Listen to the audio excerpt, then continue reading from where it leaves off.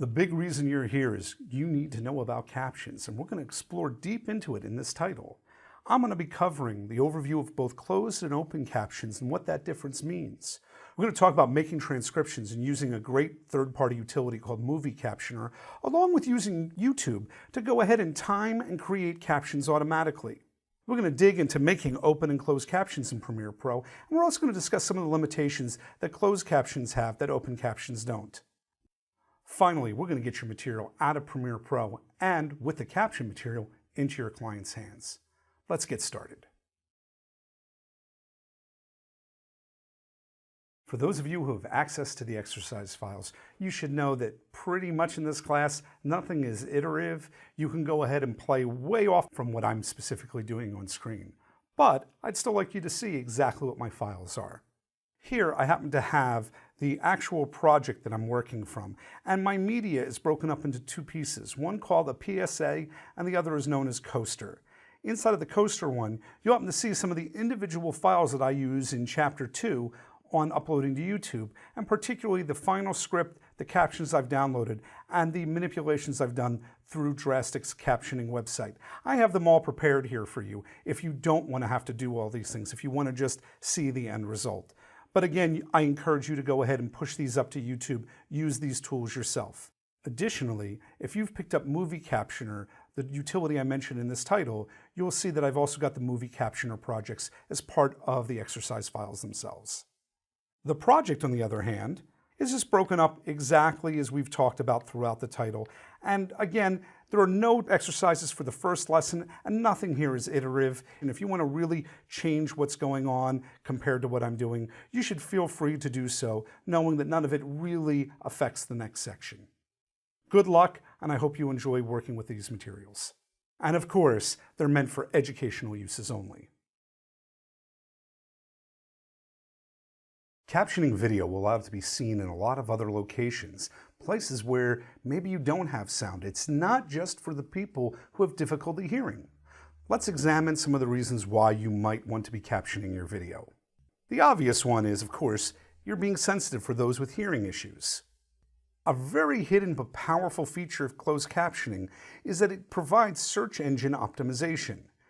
There is no way Google at this point can look at your video and know what's in it. It's just a bunch of pictures. But by having a closed caption track, YouTube, Google, and others index that information, allowing them to serve ads, allowing them to provide content for your viewers. You get higher user retention. Some people actually like to read the dialogue as it goes, or they may end up being distracted by other things in the environment, and having the text there makes it just a little bit more accessible to them. A number of people are taking English as a second language and use the closed captioning to actually learn English. And there are a variety of places where having the volume up isn't appropriate, whether it's libraries, whether it's bars. Having the closed caption information there allows people watching to follow what's going on. But possibly the biggest reason you'd want to capture video is for 508 government compliance. This is a US item, and if this isn't in your cards, you can just go ahead and skip over the rest of this video, but I want to talk a little bit about this 508 compliance. 508 compliance is based off an act from 1998 that federal agencies need to make all their electronic and information technology accessible to people with disabilities. This is basically on the idea that inaccessible technology means that they're at a disadvantage to acquire that information. This 508 compliance was enacted to eliminate these barriers, to make it easier for people with disabilities to acquire and level the playing field, if you will. It applies to all federal agencies, so if you're working for a government agency, you should expect this to be part and parcel of your deliverables. Under this section, it's crucial that the agency give disabled employees and members of the public access that's comparable. That's that leveling the playing field concept. And this specifically has to do with video and multimedia items. Regardless of what agency, they don't get a flag, they have to include this information, this 508 compliance. And this goes to all training and informational video and multimedia productions, regardless of the agency's mission. It also includes audio descriptive material, such as music. You can use this as alternate text or open caption presentations, open captions being burnt-in information. While there's a lot of information out there, I'm going to point you out to www.section508.gov, where they happen to have quite a number of resources, and particularly this app at app.byaccessible.gov/BAW, which can sit back and tell you based on your role exactly what the deliverables you need to have. Now, if I were to ask you what are closed captions, you would say, hey, it's that text that appears on the screen. Well, I need to be a little bit more defined than that, so let's take a look at a couple of ideas here. Closed captions specifically are that additional text-based titling that's embedded into the media or as a sidecar file. And by a sidecar file, I mean it's a file like a .xml that goes with your media. It's timed to the video, so as the video progresses, this text changes. What makes it a closed caption is that it can be turned on and off, that it can be turned off by the user, that it's not permanently burned into the actual media. And closed captions may have a secondary language track. There are the closed caption formats, a number of slots where you can put your closed captions. One of the things that makes closed captions so valuable is that they're hardware-based.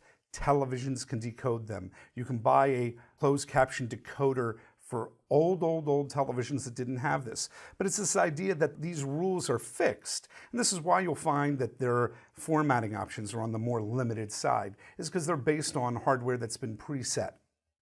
Now, as we talk about closed captioning, we break into a little bit more defined areas. And those are 608, 708, and teletext. 608 captions are embedded in line 21. It's analog television. If you've ever seen the overscan of a picture, there are little white lines that sometimes appear and move across the top. Those are the closed caption. You'll see in Premiere choices like CC 1 through 4, and it's meant for multiple languages. Teletext, and I'm simplifying this, it's more of the European version of what they came up with that was like 608. While NTSC of teletext exists, it didn't get much traction in the US, and both of these were more analog-based choices. 708 is the digital HD version, and Service 1 is the primary language and Service 2 is the secondary. This is the one that is the most common deliverable I come across.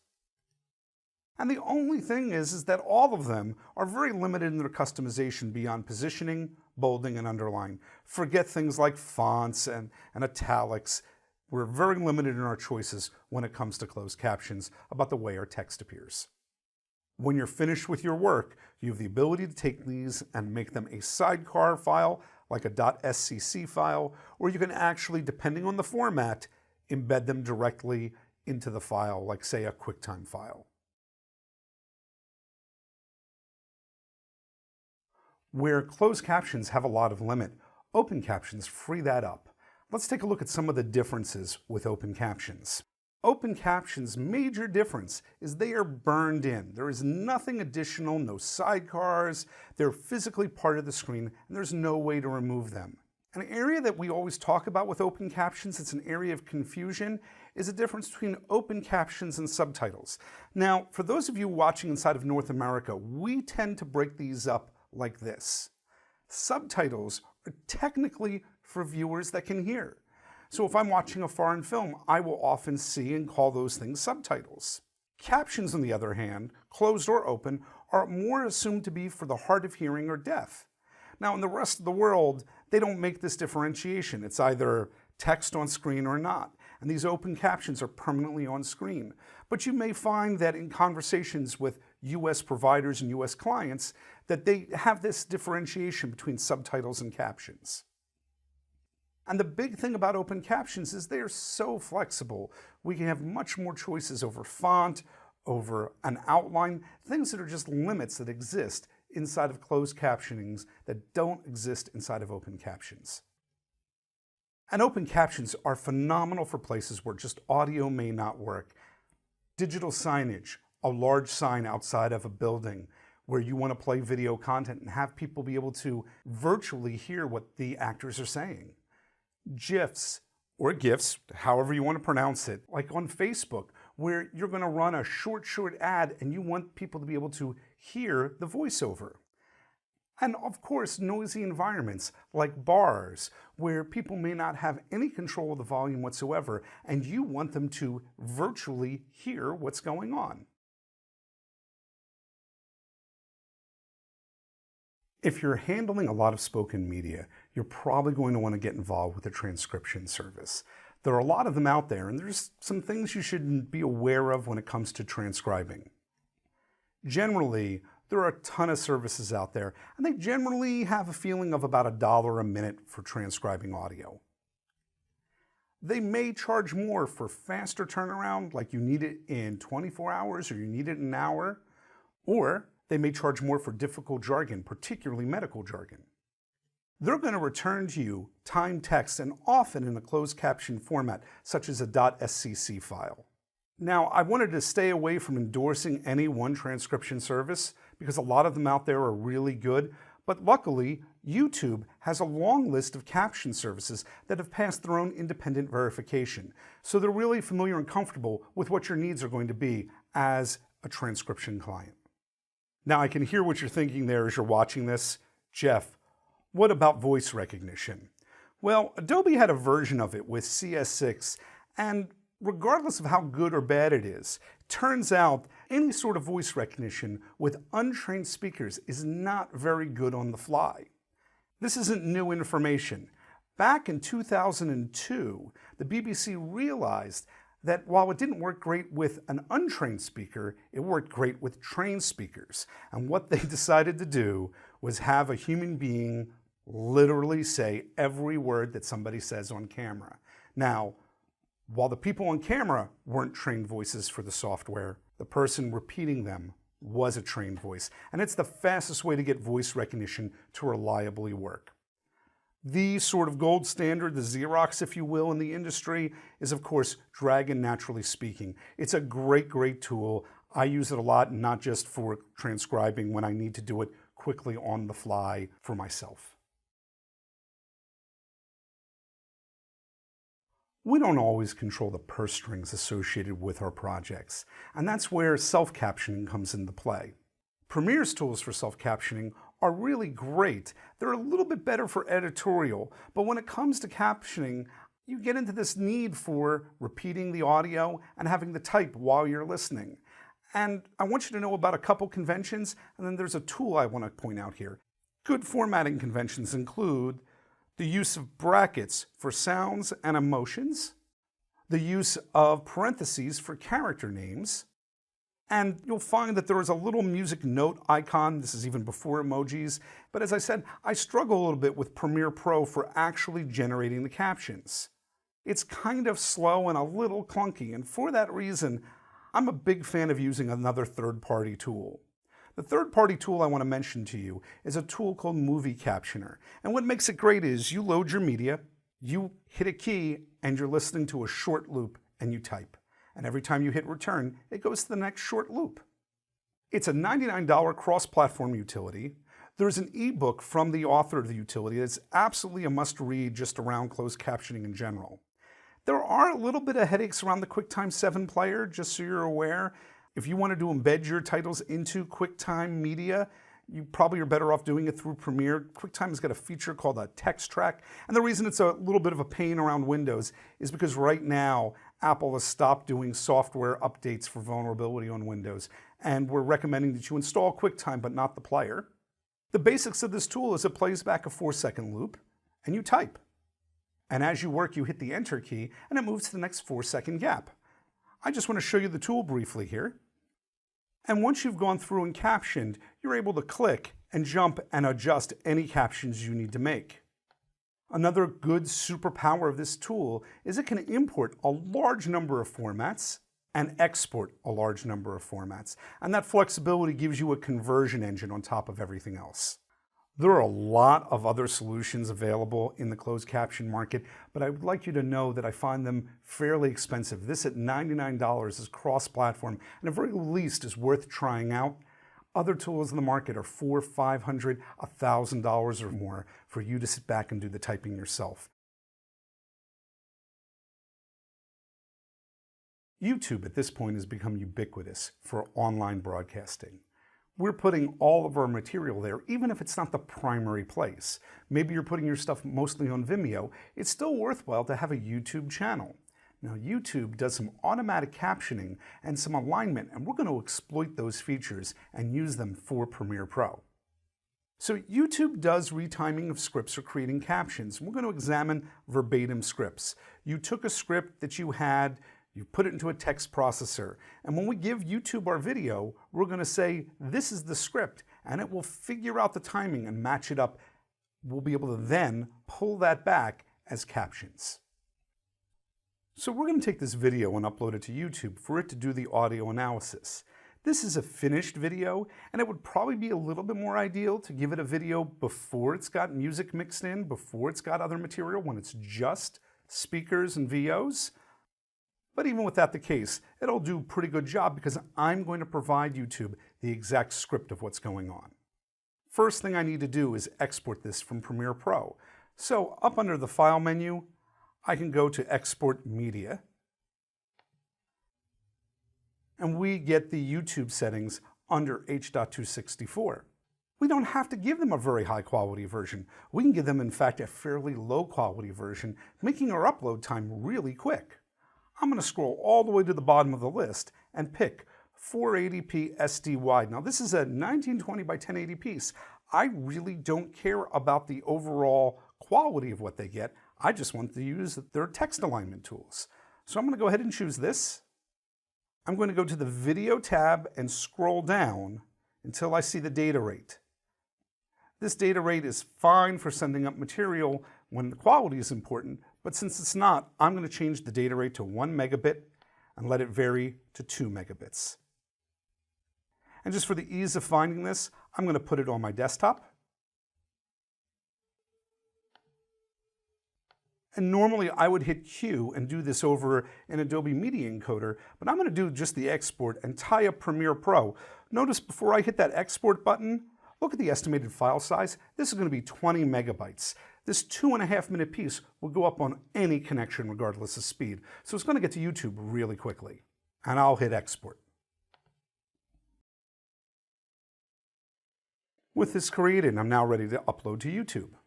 So I'm going to bring up my YouTube page. I'm going to select my file to upload. It's going to take it a minute to go ahead and upload onto YouTube. You can see it's only taking about 10 seconds for it to upload because it's such a small file. It's reporting over on the left that the quality isn't great. This has everything to do with it. This is a finished mixed item, not that the quality of the video has got any problems. So just so you're aware, you probably want to send up to them something without the music mix, without necessarily ambience mix. The earlier the better in the process. This also, on YouTube, will process very rapidly. Once it's done, I'm going to say done to confirm. And I'm going to return to editing in the top right. It's currently an unlisted item. I find that if I go and I actually manually come back into the creator, I get the extra tab that I need, which is for closed captioning. So I'm going to go ahead, click on my user, click on Creator Studio, come back and hit Edit. I can hit Edit manually or scroll down to where it says Subtitles and Closed Caption. I'm just going to hit Edit. But we now have the Subtitles and Closed Caption tab over on the right. I'm going to go ahead and click on that. And here on YouTube, we have the ability to add new titles or closed captions. That's exactly what we're going to do. I'm going to click, and I'm going to say English. I can now upload a file. I can transcribe manually and have it do auto-syncing, or I can create a new subtitles track like a different language track. Sooner or later, YouTube will automatically index this anyway, but it's always going to be better if it can be done from your script or your transcript. I'm going to choose Upload a File. When I've used local files in text format, I found that it sometimes doesn't work. Let's go ahead and browse the script I have. This is the script right here. I'm going to say Open. I'll upload it. And as I feared off on the right, it didn't work at all. That's all right. This is just a text file. So I'm going to select all and hit delete. I'm going to open up that piece of media manually, that script. I'm going to select all, copy, come over here, paste, and say Set Timings. Now, since this is the text that was actually there, YouTube does this pretty rapidly to automatically align my text. The one thing you'll need to do, though, is publish. So I'm going to say My Drafts here on the right. Oh, check back soon. We'll give it a minute. So while we're waiting, we've uploaded the material, we've done a quick edit, and we're waiting for that transcription to get timed. When you go and you say Adjust Timings, you'll get an interface that looks like this. And it's that button in the top right we need to do. We need to publish. That's how we're going to be able to download it. Back in YouTube, I'm going to click on my draft here, and I now have Publish at the top. And if you want, you could check it as it plays back and see exactly what it's seeing and what it's saying against the timing. I'm going to say Publish. One last time, I'm going to go back into the subtitles here down in English. You'll come to the Actions menu, and the one you probably want to choose here is .srt. SRT files Premiere can handle, but it can't handle VTT or .sbv. This isn't our last step, but we're definitely going to do this. And I'm going to go ahead and save this file. So I would take this Captions file, and I would go ahead and drag it into this organization system I have. I'm going to say here the captions downloaded from YouTube. Now I've already done it. I'll replace the one I have. I'm fine with that. Let me go back up a level here. It's just this idea that I keep very specific versions of everything I've done. I've got the script, I've got the low quality upload I did for YouTube, I've got the captions here. I like to massage this data because I've struggled a little bit with it in YouTube, me personally. I normally will take it to Movie Captioner, and that's a $99 utility that's cross-platform that I mentioned in the earlier movie on self-captioning. What I found is a great utility from a company called Drastic. They also happen to make uniquely a ProRes generator for Windows, which is another great tool in your arsenal. But in this case, we're going to go to their open beta for a piece. It's called CC Convert, and it's a beta. One day it may be permanently fixed, it may be where they're ready to release it, or they may charge for it. But since they're not right now, I'm going to go ahead and browse. I'm going to take what was returned from YouTube and say Open. Since this is text, it'll go very quickly. They have a number of conversion formats they do. I'm going to pick MCC because that'll go to 708 without a problem. That'll go to digital formats, not analog. I'm going to say Upload and Convert. About 2 seconds later, it provides the file. I'm going to view it.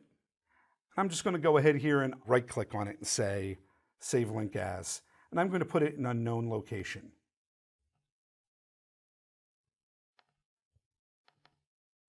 I'll say save, the file is here, and now it's ready to go for Premiere Pro.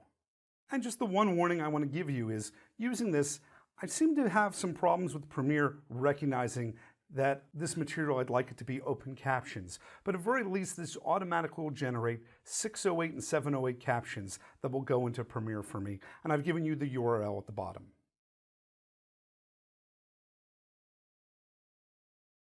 We're going to go ahead and import a closed caption file. And I want you to see both what Premiere can handle and then what closed caption track to actually turn on. So to do this, let's just take a look at this slide briefly. This is just the different formats that you may encounter with .scc, the Scenaris closed caption file, or the Mac Caption VNAC being the two major ones that you'll encounter, but you can end up getting any of these, and Premiere can handle them all pretty brilliantly. Taking a look at my system, I'm just going to bring in some captions directly into Premiere. I'm just going to do this as a drag and drop to this folder. It's imported my captions. They happen to be for this PSA, and I'm just going to drag them directly to the timeline. So a couple things we've got to do. I'm going to go ahead and just move to a different frame. I'm not seeing the closed captioning. We need to make sure it's on and know what kind of closed captioning it is. I'm going to go full screen here. That's with the accent grave or tilde key. I'm going to see all my metadata here. Now, I've already added off to the right the caption track, but if it's not visible for you, you can right-click at the top and go to Metadata Display and type in the word Captions. You'll need Captions on to be able to see this. In this case, I've got 608 on CC1. Here in Premiere, I'm going to click on the wrench in the Program Monitor. I'm going to go to Closed Caption Display, make sure it's enabled, and then I'm going to go to Settings. And under Settings, I need to make sure that the display settings match my closed captions. With this on, I should now be able to see my closed captions and able to go ahead and play back watching them go. It's your finances. You want to go to the experts. Cut your payments by So your captions just exist as a track directly in Premiere Pro, and that means that you should probably put it up on a higher track anytime you want. You can enable or disable it or turn on and off the eye icon. We're going to want to make a couple customizations to Premiere Pro just to have an easier time working with the Captions panel and actually seeing the Captions panel. So the first thing I'm going to want to do in Premiere is make sure my V2 track or whatever your captions are on is tall enough that you can actually see the captions directly in the timeline. I'm going to double click on one of the captions and it brings up the Captions panel. And if your Captions panel, even if it's up here in this sort of upper quadrant, what's traditionally for the source monitor, I'm going to click and drag and hold it until it floats. You can see it's kind of floating here across this parallelogram, sort of pyramid-looking shape. If I release here, it splits this window, this panel in half horizontally. I'm going to split it in half vertically to the right. And I'm doing this because I really don't need my source information, but I'd like the panel to live on its own so I can easily get to access all this information about the caption panel while I'm working directly on the timeline. I'll also pull my timeline a bit wider so we have an easier time seeing everything. And then navigation here, all I have to do is click and we've got the given caption loaded, but it's down on the timeline where you double click to load that specific caption to be able to see where you're working in the Captions panel. Since it's likely you're going to be working with captions a lot, it's a great idea for you to go up and build your own custom workspace dedicated to closed captioning.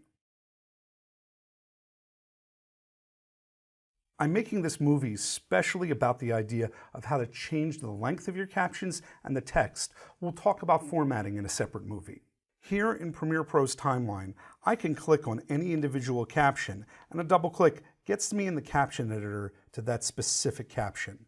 For example here, and I'll move the playhead, I'll say cut your payments by 50, and we'll use the % sign. And you can see it's been updated on screen. I can change the out point of this by scrubbing or typing in a number. And you can see its length became shorter on the timeline. But it's the timeline that I'd like to focus on. This is the part where, because we're able to see the audio, we can grab the edge of these and we can move them around like we were working in editorial. And that's probably my preferred method of adjusting the length and the timing of my captions. The last thing I want to talk about here is the idea about how to delete or add an individual caption. I'm going to go ahead and move to the next caption. I'd like this to be two separate captions split up. So I'm just going to say, take this text right here, I'm going to cut it, and I'm just going to back this caption off.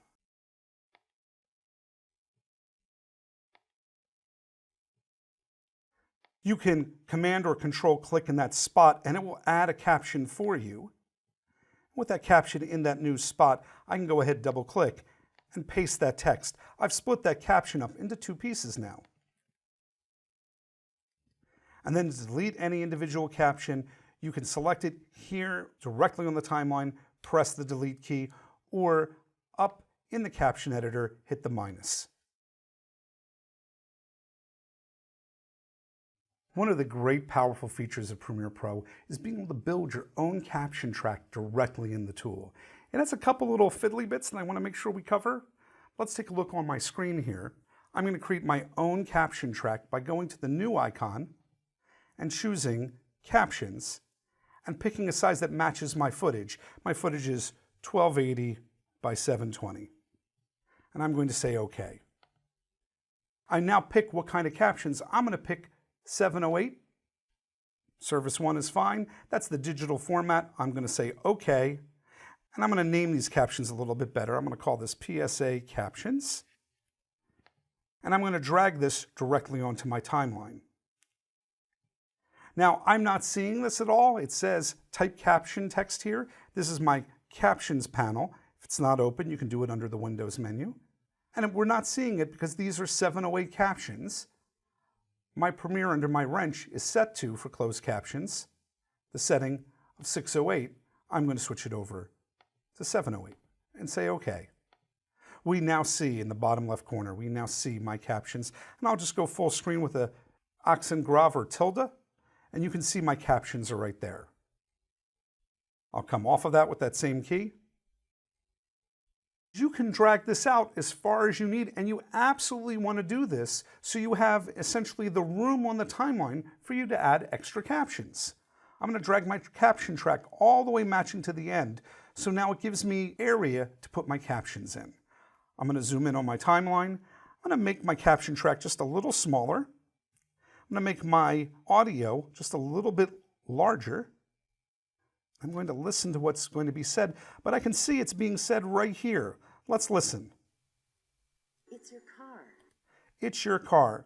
I'm going to grab the edge of my caption track and adjust it to that length. And I'm going to write in the words, it's your car.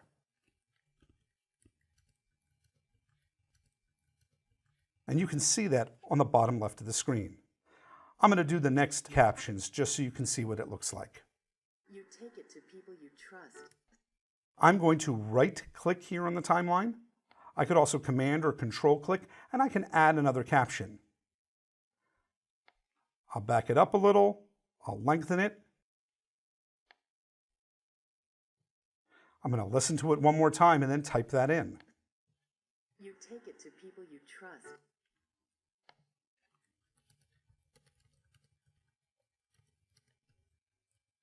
And you would continue doing this and caption all the clips on the timeline. And now comes the least fun part. You have to add captions manually for the rest of your clips. Of course, I'll mention that there are earlier movies in this title where you can have YouTube do some of that work or do it with better tools. I need to get a pain point with you out of the way right here and right now because you're watching a movie about formatting. At this time, one of the things that I get as a request from everybody is, can I select all my closed captions and change them globally? And the answer is, at this time, no, you cannot. We're going to put on screen here, Adobe's got this wonderful wish list feature. And this feature allows you to go in and type what you'd want Adobe to do with their software beyond just closed captioning, but certainly for closed captioning if you find this frustrating, and I find this frustrating. What's really powerful about this URL is I know the managers involved at Adobe, they actually read this. So if there's other stuff you would like Premiere Pro and the other Adobe products to do, I highly encourage you to use this URL and give Adobe your wishes for how you'd like the software to improve. So when we talk about formatting here, I'm going to make my program monitor just a little bit larger so we have an easier time seeing this individual clip, this individual caption.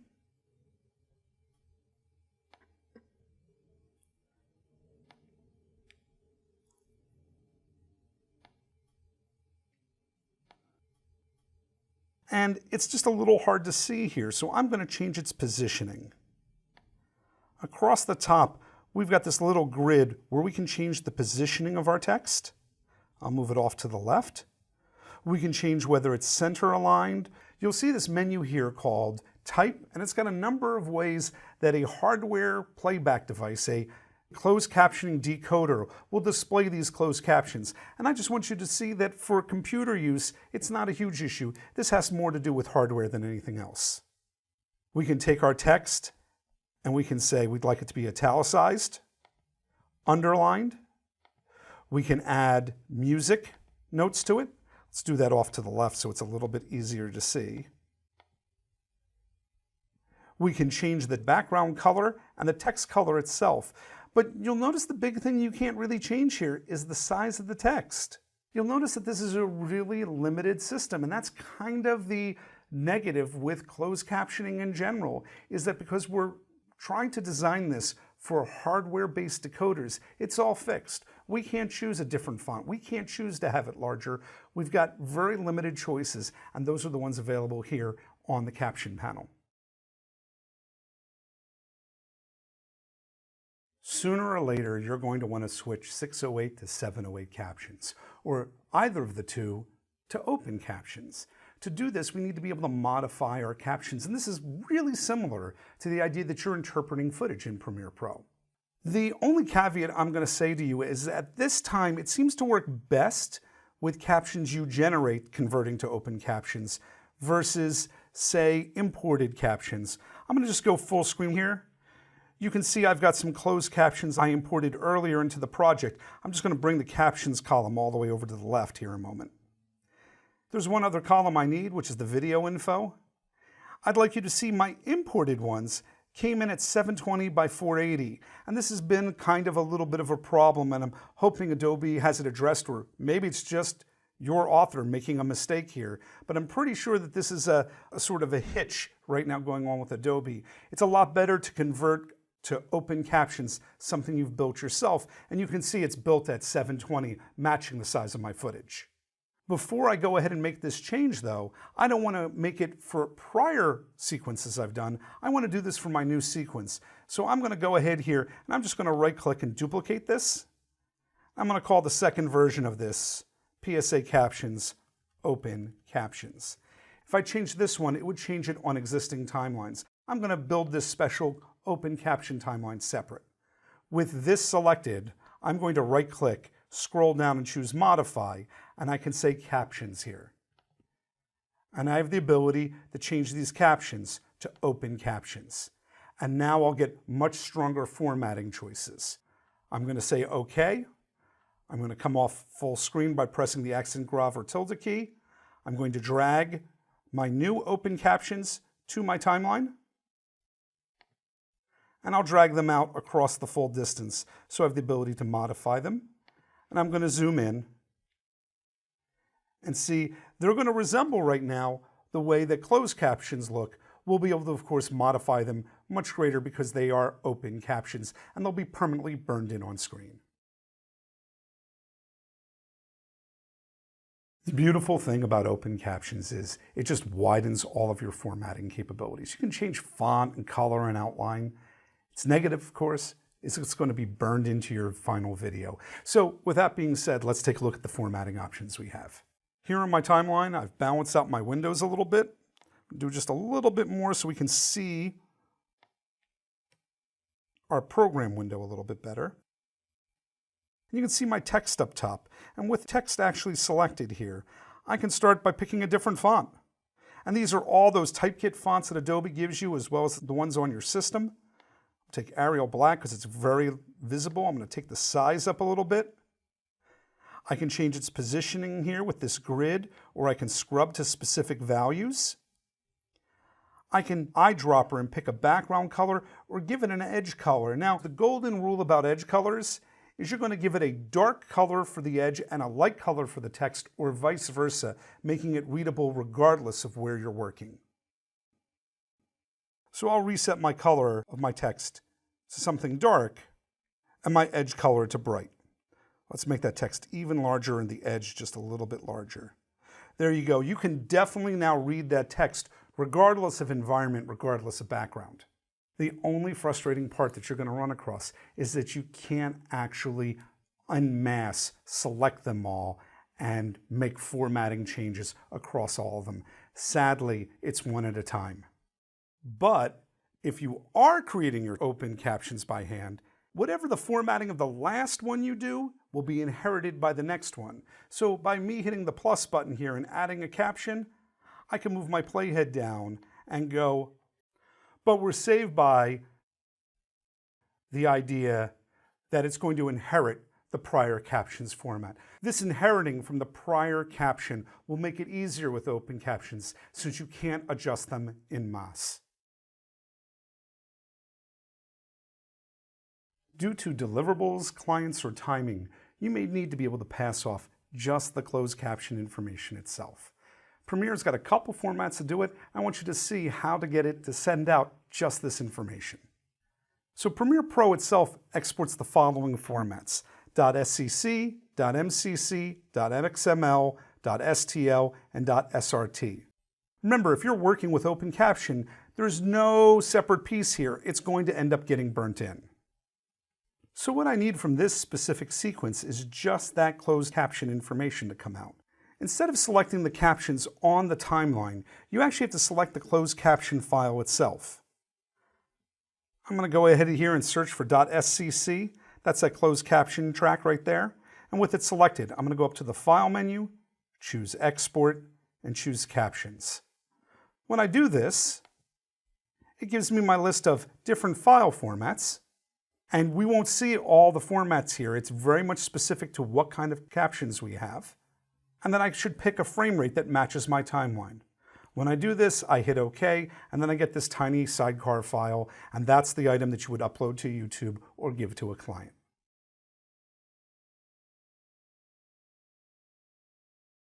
The advantage of embedding your captions directly in your media means that they travel with your media. No matter where it goes, the caption file is already built in. There's a couple limitations I want to talk about, and the biggest is there are only 3 real formats at this time that captions work with. That would be QuickTime Movies, DNX flavored OP1A MXF files, and other types of MXF files. And that differentiation just has more to do with codec than anything else. Let's take a look. I'm going to go ahead and export this timeline by going to the File menu and choosing Export Media. That's a Control-M on the PC, controlling your media, and a Command-M on the Macintosh, commanding your media. This is going to bring up my export dialog box. And I'm going to move just a little bit further in time so you can see some of my footage. Over on the right, we've got a Captions tab. Now, it doesn't make a difference which format I pick here, except that idea that only QuickTime Movies, MXF OP1A movies, and DNX OP1A movies can actually embed captions. As long as we keep that in mind, you can pick from those 3 and embed your captions. I'm going to go ahead here, I'll pick QuickTime, I'll pick the Cineform codec, which is an excellent mastering codec. I'll click on my captions, and I can choose my export options from here. In this case, I'm going to go ahead and embed them in the output file. When I hit Q and set it to Media Encoder or Export and use Premiere to forcibly export the file, we now get a piece of media with the captions embedded. I'm going to go ahead and do that, and I'll do something that I very rarely do in Premiere. I'm going to go ahead here and say import it after it's finished. When this comes back into Premiere, I'm just going to quickly take this and drag it to the new icon, forming a new sequence based on it. And you can see that it's not just got the video media and the audio, but it actually has the closed caption track built in to the actual media. While embedding captions directly into the media is limited, adding a sidecar file isn't. And a great example is H.264 MPEG-4 files. Technically, you can have embedded captions in those files, but Premiere at this point doesn't have access to it, and that may change. But today, you could go ahead and export that file with the sidecar. Let's take a look at the sidecar files themselves. We happen to have these same sort of sidecars that we can export directly, the .scc, the .mcc, .xml, .stl, .srt. And I just want to give you that caution that open captions, again, are burned in permanently to the media. They're not really sidecar material. So with my timeline selected, I'm going to go up to the File menu. I'm going to choose Export Media. That's a Control-M, or controlling my media on a PC. That's a Command-M, commanding my media on a Macintosh. And I can choose any format I like. I'll pick for this one an H.264, and I'll pick, for example, one of the YouTube presets. Since this is 720 material, I'll pick that. And I'm going to my Captions tab, and I'm going to tell it to export captions. It'll look like that it can embed them into the output file. That's not what we want to do. We want to create a sidecar file. And then we can pick which sidecar we want. We happen to know that YouTube takes SRT files. And with that being done, all I would need to do now is say export to export it directly from Premiere, or Q to send it through Media Encoder. And what I'll get is that sidecar file with it. I'm going to go ahead and send it out, and then of course the magic of editing will speed all that up so you don't actually have to wait for it.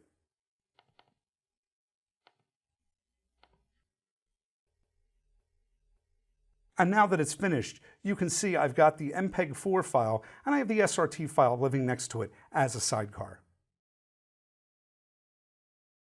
Exporting open caption information is very straightforward, and the only question is whether or not you want the open captions to actually appear.